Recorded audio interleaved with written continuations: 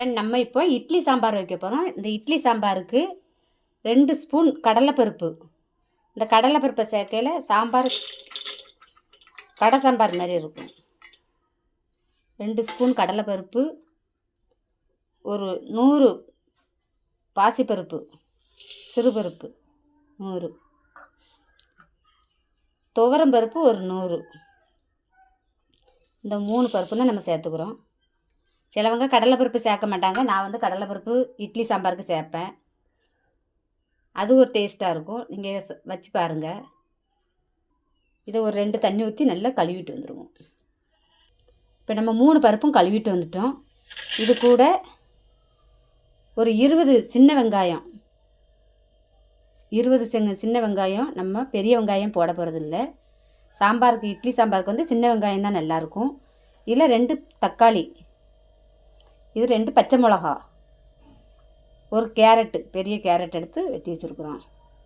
இதான் இப்போ காய்கறி போட போகிறோம். இந்த இட்லி சாம்பார் சோத்துக்கு நல்லாயிருக்கும், சப்பாத்திக்கு நல்லாயிருக்கும். இப்போ நம்ம காய்கறி போட போகிறோம். இந்த கடலைப்பருப்பு சேர்த்துருக்கனால சாப்பாட்டுக்கு வந்து இந்த சாம்பார் நல்லாயிருக்கும். இப்படி வச்சு சாப்பிட்டு பாருங்கள். இது டிஃப்ரெண்ட்டாக இருக்கும் இந்த சாம்பார். இப்போ நம்ம வேக போடையிலே இது வீட்டில் அரைச்ச சாம்பார் பொடி 1 ஸ்பூன் போட்டுக்கிறேன். ஒரு அரை ஸ்பூன் மஞ்சள் பொடி,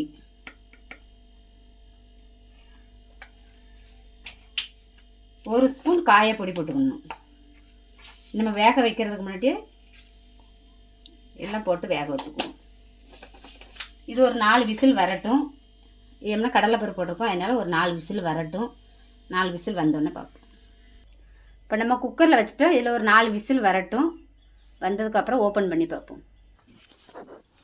ஹலோ, உங்களுக்கு ஒரு டிப்ஸு சொல்லுதேன். இப்போ இந்த பருப்பு பொங்காததுக்கு இது மாதிரி வட்டு போட்டு வச்சா நமக்கு பருப்பு வெளியே வராது.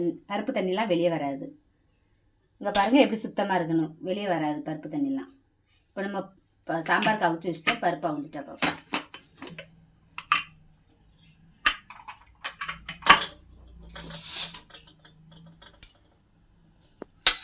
இங்கே பாருங்கள் எல்லாமே சூப்பராக அவிஞ்சிட்டு இப்போ நம்ம தாளித்து ஊற்றுவோம்.